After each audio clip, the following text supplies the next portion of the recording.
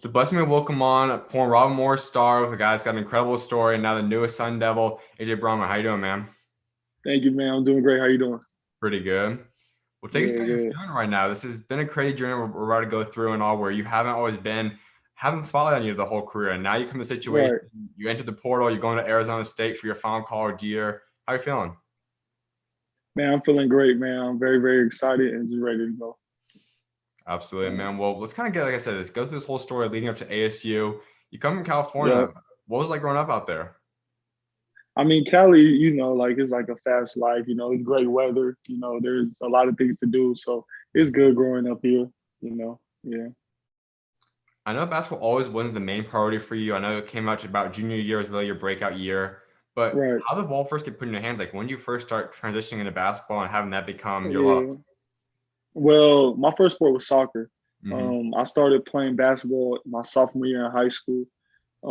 I just started growing.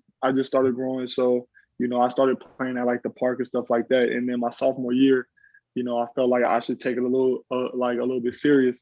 I Hmm. tried out for the varsity team, but I got cut because I wasn't, any good. I was tall, but I wasn't any good. So I played JV my sophomore year. And then my junior year is when I took a huge leap.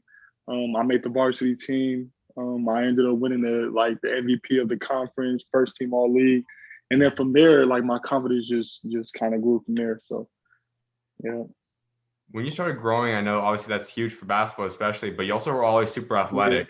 Walk us through like when did yeah, you first start using your athleticism for basketball? Because obviously athleticism can help in any sport, but from the right, basketball, being able to throw down the dunks you can throw down. Like when did that all right. start coming together for you?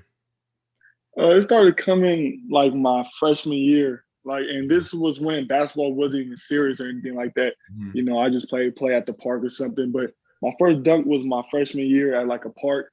I always did, calf raises, and I try to jump rope, just try to get bounce and stuff like that. Mhm. So, but my vertical started really getting higher, and I started really like jumping higher like my sophomore year. Like that's when I kind of seen like, oh, okay, like I could really jump for real. So yeah. So you go into that junior year, but like you said, at that point you still didn't know exactly what all was going to come in for you. You know, you put a lot of work in Right, that summer leading up to that. But if I would right. have told you that 4, 5, 6 years down the road now, you're going to be going through JUCO, you're going to play Division I eventually at Robert Morris, Right. insane career out there, and then you're going to go play at a high Mhm. major like ASU. Would you believe Right. that? Not at all, man. I mean, like being a sophomore, being in high school, actually, like I didn't know if I was any good to really play at the Division I level. I Hmm. knew that I wanted to play in college, but my goal was just to play in college, whether it was D3, D2.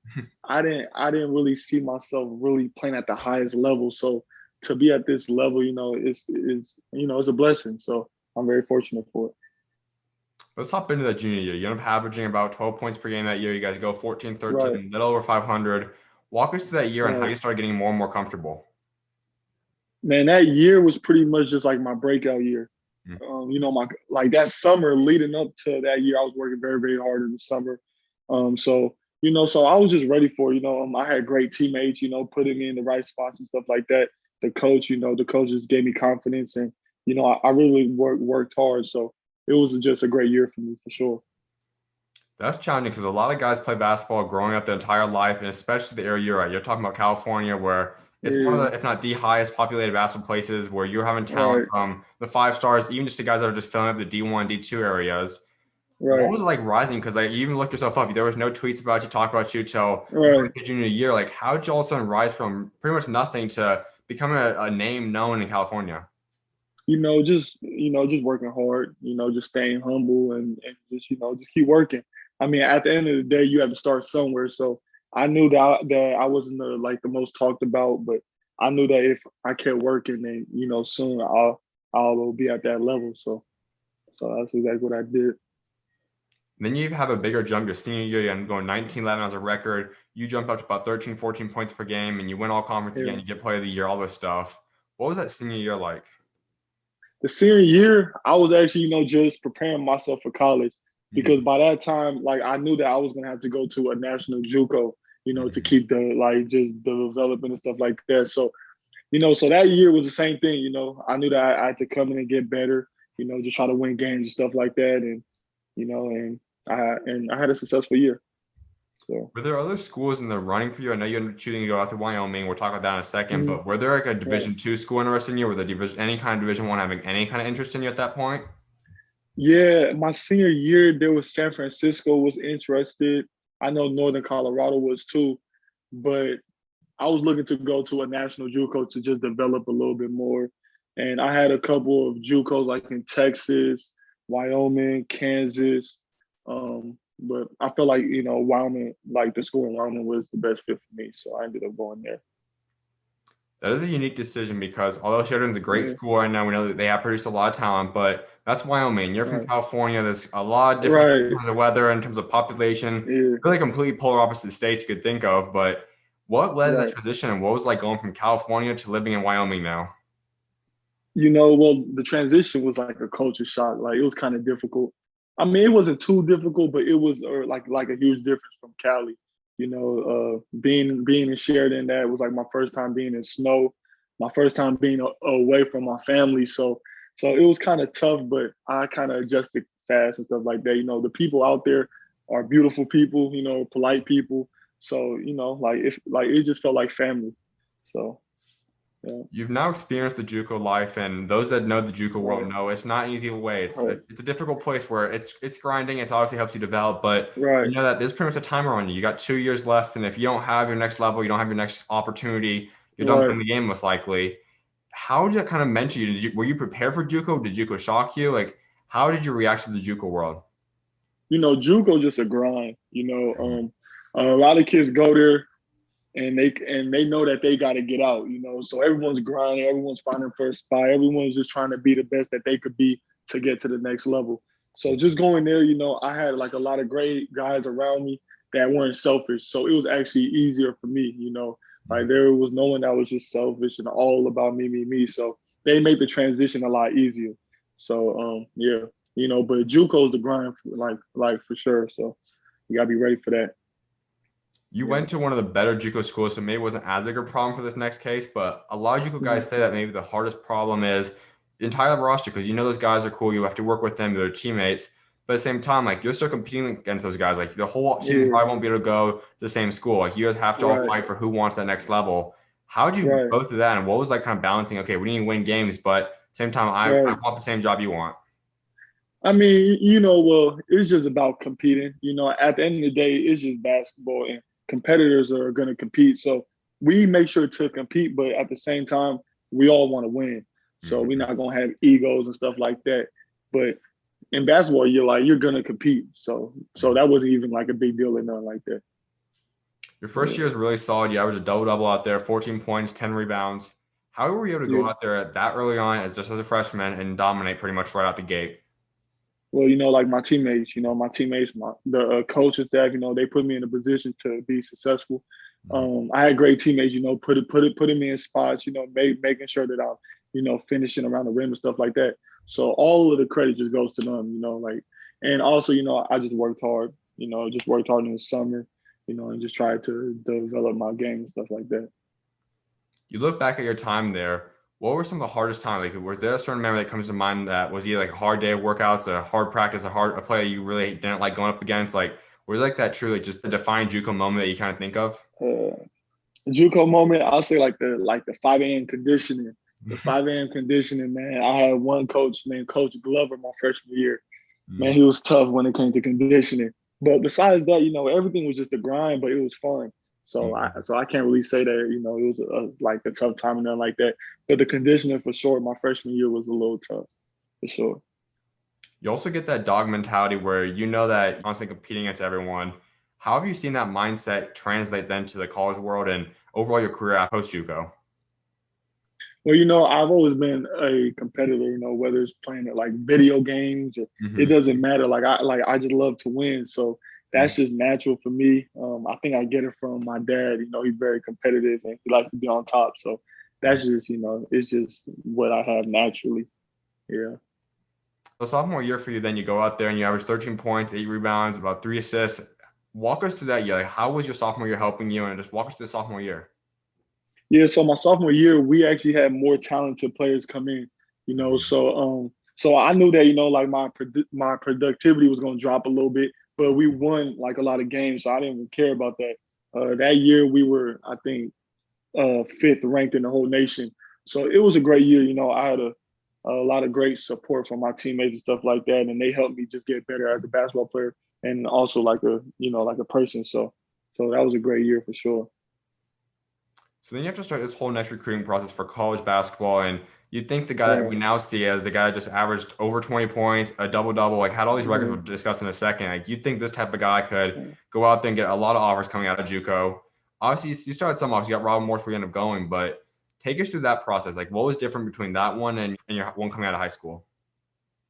So the difference between okay, well, coming out of high school, I didn't have that many colleges to choose from. Mm-hmm. I had a lot of like national JUCOs, but but coming out of junior college was tough because I had about like 20 schools, so it was kind of hard to choose and stuff like that, and and I just wanted to be in the best position possible. So I'll say, just the difference is just the amount of schools and stuff like that. You narrow in on and you find out that Robert Morris were ultimately going to be heading. What led to the decision? Right. Like, why is it the school you found out was the best fit for you at that time? Right. Well, Robert Morris, I feel like they were going to develop me. I felt like they were the most honest. They didn't just tell me things that I wanted to hear. I felt like the guys coming in and the guys coming back, like we had a chance to do something special, which we did. So I feel like it was the perfect like decision that I made. So yeah, so that's pretty much like the keys right there. Was there a number two option? Was there someone else that you say, if Robert Morris wasn't in the picture, that you would have went there? Number two, I actually forgot who was number two. I want to say Missouri State, maybe. Mm-hmm. I'm not too sure. I kind of forgot that. Yeah, Missouri State probably. So at that Yeah, time, you guys were obviously weren't in the same conference. You guys weren't on the horizon before. You guys were in the Northeast at the point, and they just obviously yeah, ended up winning the conference tournament that year. Walk us through that season, though. Obviously, you came out there. You have a really solid season to get out the gate. But kind of go a right. brief discussion over your junior campaign. Yeah, so my junior year, like there was a lot of ups and downs. Starting off that year, we were like, I don't know, like 3-11, so we weren't having a good year at all. The practices were tough. Dudes weren't really getting along like that. Mm-hmm. But kind of at the end of the year, we just kind of, just started to really lock in. And we ended up finishing, I think, 18 and 14 or something like that. And we ended up just winning the conference championship. But it took us a lot of, like a lot of meetings. We had to have meetings as a team, and we had to really just lock in and be like, listen, we have to put everything else aside and just, and just try to win ball games. So it was a great year. I learned a lot. I had a lot of vets on that team that taught me so much. So, I'm just very fortunate to have played with those guys for sure. When you were mentioning that point where you started turning it around, there also was another big thing. That's that you started getting a lot more opportunity and you started dominating. And Mm, ultimately, you're the reason that you guys kind of propelled yourself into winning the conference tournament.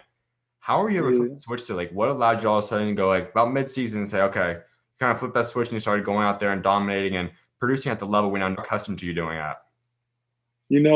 Well, we were just tired of losing. When you lose so much, you just get tired of it and you got to make a change.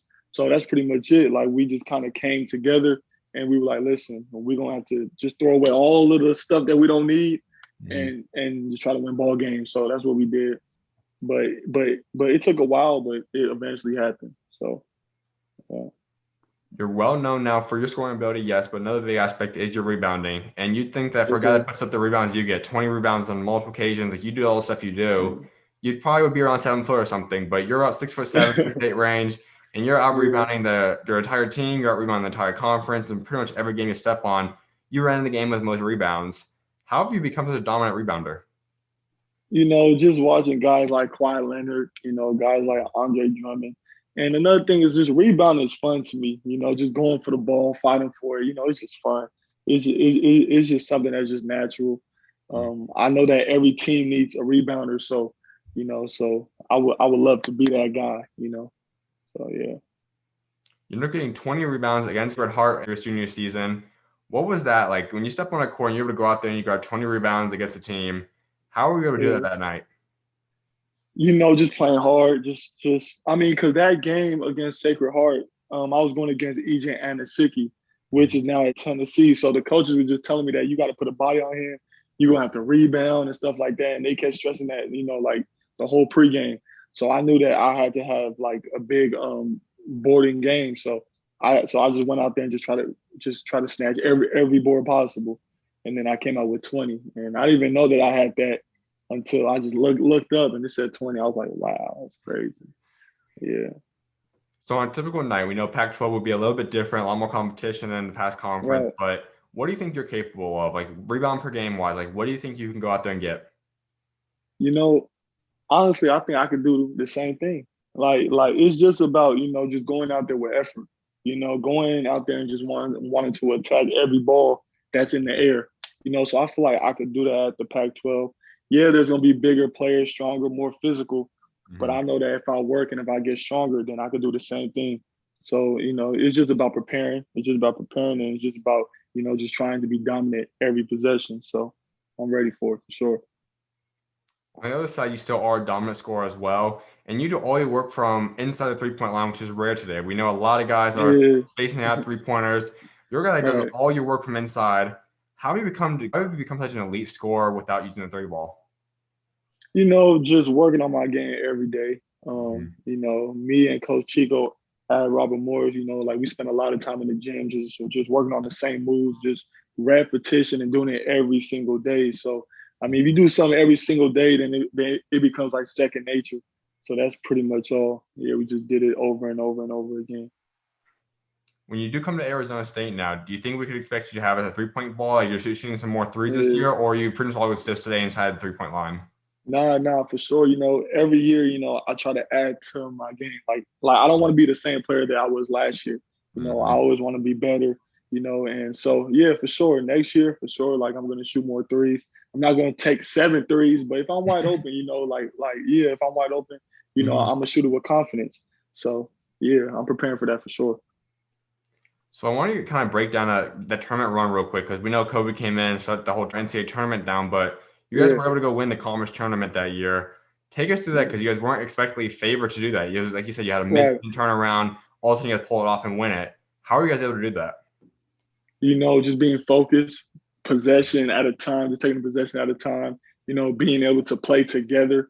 That year, like there was no one that was selfish. There was no one with a big ego. There Mhm. was no one just trying to do it themselves. At that point, we kind of knew that we had to do it together. And as soon as we knew that, as soon as we all locked in together, like we knew that it was just over. Like we knew that we were going to dominate. So yeah, that's pretty much all. Just doing it together.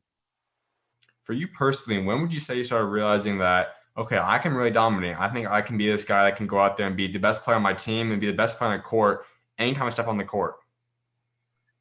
Um, I mean, like I pretty much had that in me, even when I didn't even make varsity my sophomore year. Like I just knew that that I could potentially just be the best player, Mhm. every time on my team. So I kind of much just had that.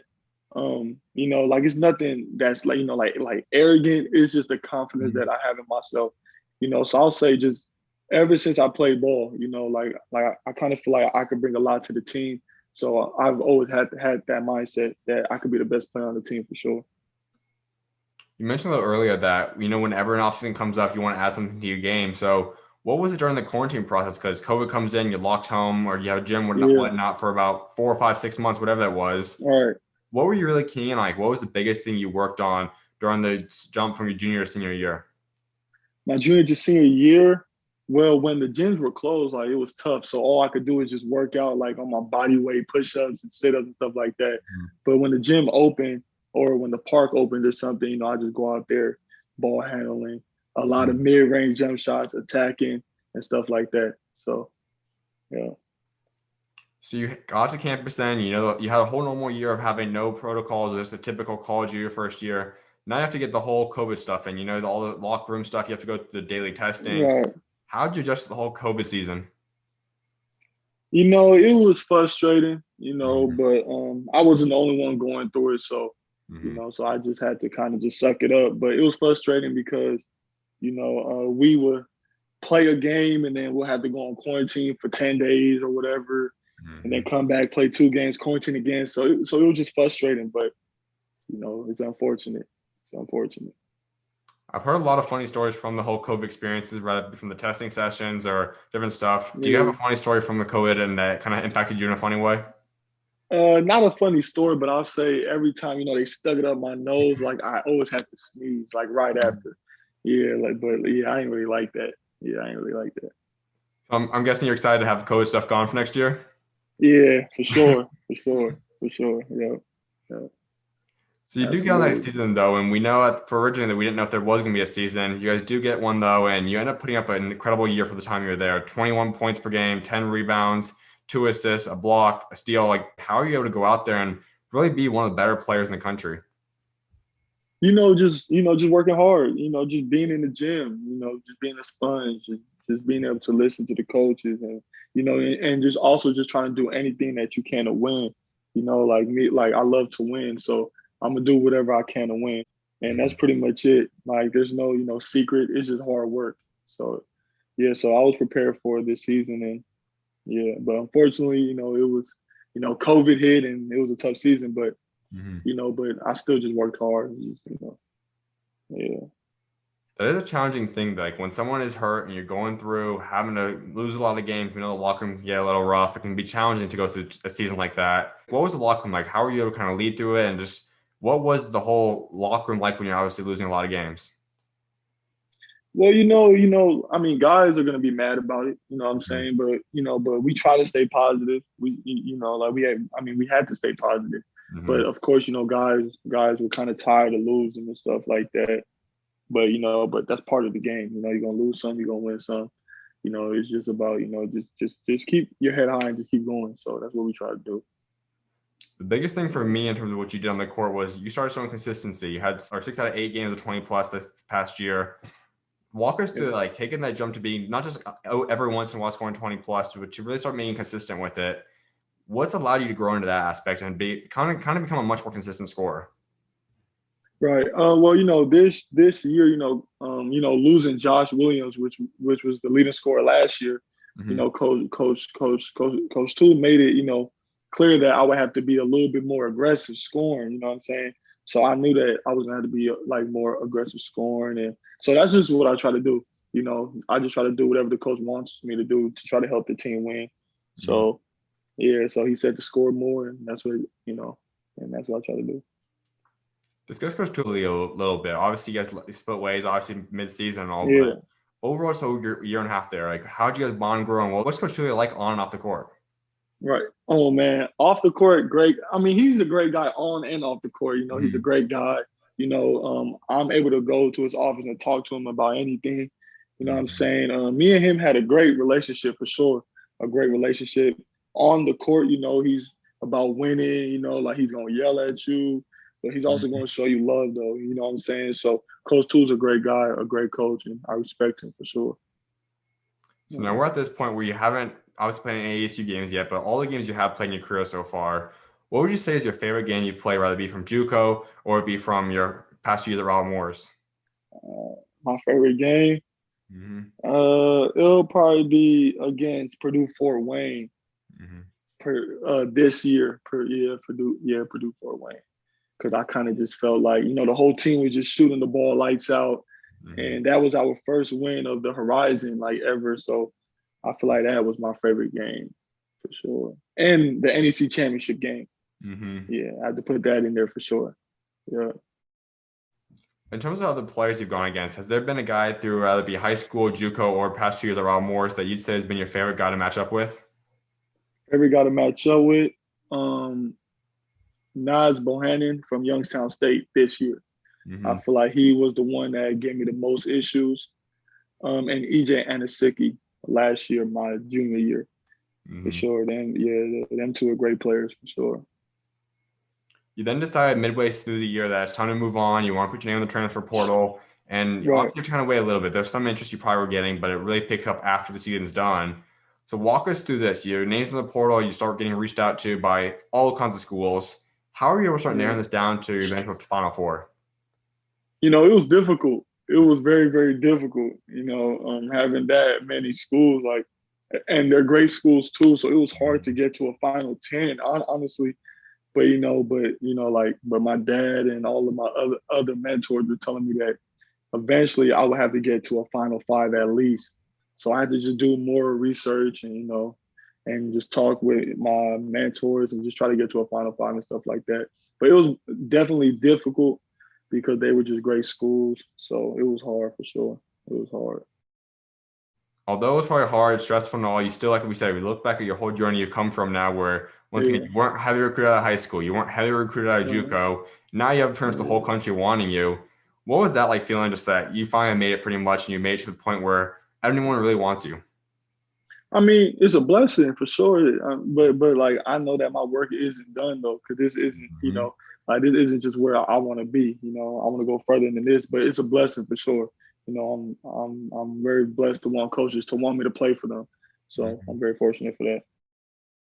You narrowed down to the final three, and then ASU comes back in the picture, and you end up making your final Yeah, four. So ASU's in there, St. Bonaventure, Western Kentucky, and then Nevada's in there as well. What led to those yeah. four schools? Like, why are those the four schools that made your final four? I feel like those four schools, kept it the most honest with me. Mm. Just kept it genuine. I'm huge on just keeping it real. So I feel like those schools kept it, like the most honest. I feel like the game style, how they play and stuff like that, fast speed and so and also, just having a relationship with like the coaching staff, like at like those four schools, like those coaches really put in effort to get to know me, just not as a basketball player, but as a person. So I feel like that was huge. So ASU Yeah. does come in the picture, and you end up getting it. Obviously, that's where you ultimately choose. How did Yeah. Coach Hurley and ASU merge as becoming your favorite kind of late into the process? Right. Once again, just Coach Hurley's not gonna tell me what I want to hear, like he's gonna tell me what I need to work on and and just his resume, what I'm saying? His resume, a very competitive coach. And also, just playing in the Pac-12, I feel like I should take the next step and challenge myself, you know. Um, so yeah, so that's pretty much it. And the guys coming in, the guys coming back, I feel like we could do something special. So I'm excited for it. I'm ready. Coach Hurley is a great coach. Being in Arizona, obviously, we know how much he's really changed the ASU program. You got to experience him a Right, little bit more on the personal side too. You kind of got to see him what he's like off the court too now. What's his right. personality like? Just chill, relax. Just laid back. But on the court, just watching games and stuff like that. Yeah, he's very competitive. Yeah, he's gonna yell. He's gonna be loud. So, but that's all part of the game, though, because that's exactly how I am.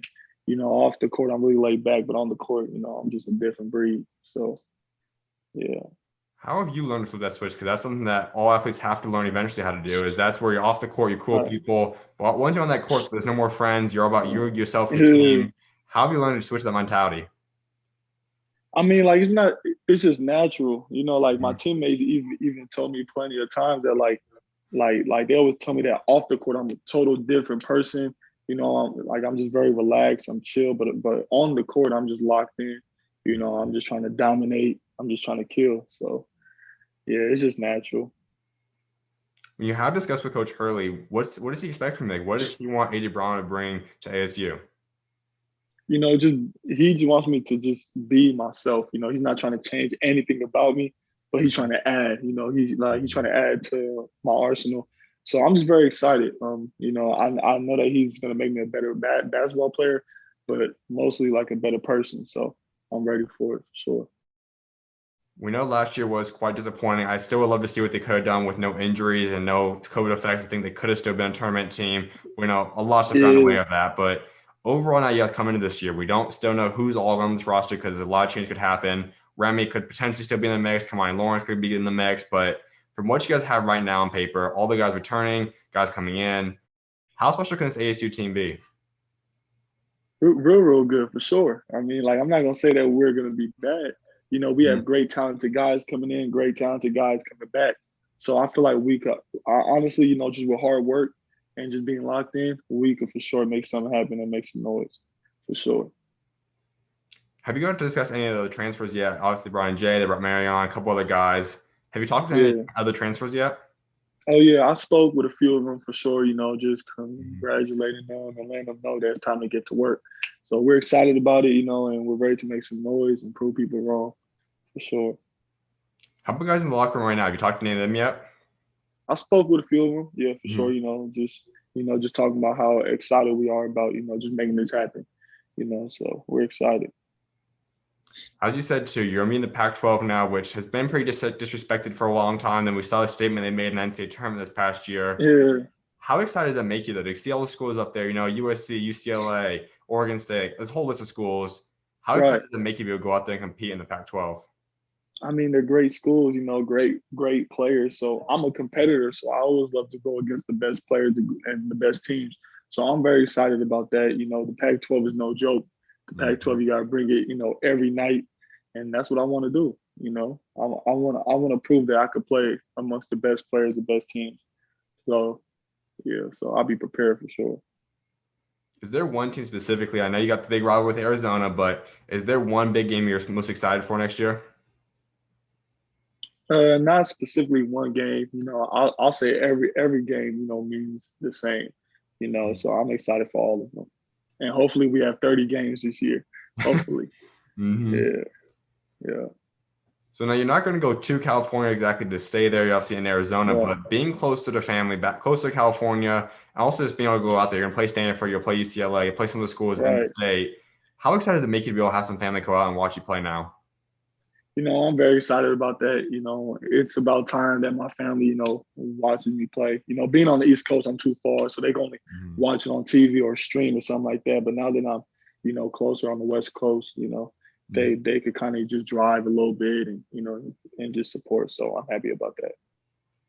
I mentioned too that we're not quite positive yet what Remy and what Kamani Lawrence would do. Obviously, especially a guy of Remy's caliber, if he comes back, you guys are automatically probably one of the more favorites to win because of how talented he is. But if you say Remy does come back, you see Remy playing with you guys, how much more special does that make you guys? I mean, Remy, come on now. Like that's Remy, he's a great player, a great point guard. So having him, of course, we'll take him any day. So yeah, he'll make a huge, impact like he's already done. So if he decides to come back, I'm sure the whole program will be happy, the fans will be happy, and we'll Mhm. be ready to make something happen for sure. Is there one word specifically? Like, if you could give ASU fans one word that would define you, what would that word be? One word, BRAMABULL, simple for sure. Yeah, that's me. Just a competitor, just wanted to win. So I'll say Bramah. Yeah. Well, that's just gonna ask you that next. Obviously, you have that name all over the social media and all. How did Yeah. that first come to be? Did you think of that up one day? And if so, when was that? Like, give us a story behind that name. I didn't make that name up. Mhm. It was either I think it was my junior year in high school. The starting lineups and the commentator just one day was like, AJ, the Brahma Bulls. And then I just stuck with it. And then and then in junior college, I didn't really use it like that. And Mhm. then I came to Robert Morris and Coach Toole just said the Brahma Bull. So he kind of just Mhm. reinvented it. And then ever since Coach Toole been calling me the Brahma Bull, I just stuck with it, and that kind of became my little nickname. So yeah, yeah. Also coming to Arizona now. Once again, it's not in California, but it's pretty close there. But how excited are you in Tempe? Like, what's it gonna be like living out in Arizona for a year? The weather's great. No more snow and all that. So I'm very excited about the weather. I'm very excited, to kind of just wear some shorts a little bit and some slippers. So I'm excited about that for sure. Absolutely, man. Well, a couple more things before I let you go. One, which is another thing you have on your social media is I'm him.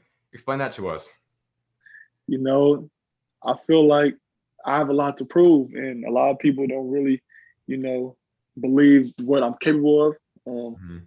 But but I'm here to show everyone what I'm capable of doing next year and so on. So pretty soon, a lot of people will know that I'm him and I'm that guy. But right now, it's just about working hard and just trying to become that. So yeah. So what do you want to prove? Like if we talk again after the season's complete, what would be a Mm. successful year for you? Like what's all the things you want to achieve, accomplish? Like what would be a successful final college year for you? I just want to keep proving that I'm a winner. Hmm. Just winning is huge to me.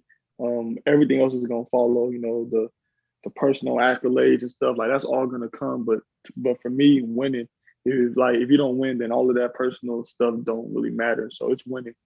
Like I just want to prove that I'm a winner. That's all.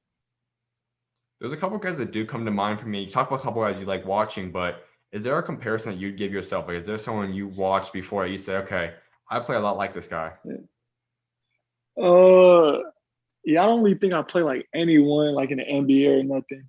Hmm. But like down the road, I would love to kind of model my game after Kawhi Leonard. With his being able to score and how he rebounds, how he defends. Yeah, I would like to model my game after him for sure. Absolutely. Well, I would like wrap up discussing a legacy you want to build for yourself because everyone wants to remember for something. So we know you have a final chapter now of at least for college basketball. So when you are done playing this whole game of basketball, though, when you do step away from the game down the road, what do you ultimately want to be remembered for what you achieve both on and off the court? Uh, well, just being remembered from playing basketball, I'll say just being a guy who just went out there and gave it his all every night. And also, if fortunate enough to, make it to like the pro level and start building my brand, just having a voice that impacts the youth and stuff like that, and just spreading positivity and and just awareness. So yeah, that's pretty much it right there. There's gonna be a lot of guys that have your type of story because, like we said, you didn't start playing basketball up until your junior year seriously. At least you really made your big jump then. We know the whole story we just talked about. But Right, what's your advice to guys? Because guys will be coming out underrated, especially because of the pandemic and not right. having AU stuff right now. What's your advice to guys that are underrated and don't have a whole lot of offers, aren't heavily ranked coming out of high school? Right. Well, my advice would just be that everyone's journey is different. Just because someone starts out as a 5 star doesn't mean that you necessarily have to get to where you want to get. So everyone's journey is different. But hard work is undefeated. So just keep working. And just stay humble, stay focused, and then you should be fine. Couldn't agree more, man. Well, my final thing for you, give ASU fans your three biggest goals you have set for your lone year here. You know, Winning the championship. Heading to the tournament and Mhm. just giving it my all, man. Like that's pretty much it. Just winning, winning, winning. That's three. Winning, winning, winning. That's all, man. Winning, winning, winning. Absolutely, So man. Well, I definitely appreciate you taking time to come on today. Congrats on the big move, and I look forward to thank seeing you, what I got man. next for you, man. Of Man, truly appreciate you. Thank you for having me. Thank you. course, you always welcome on, man. God bless. Thank you. Yep.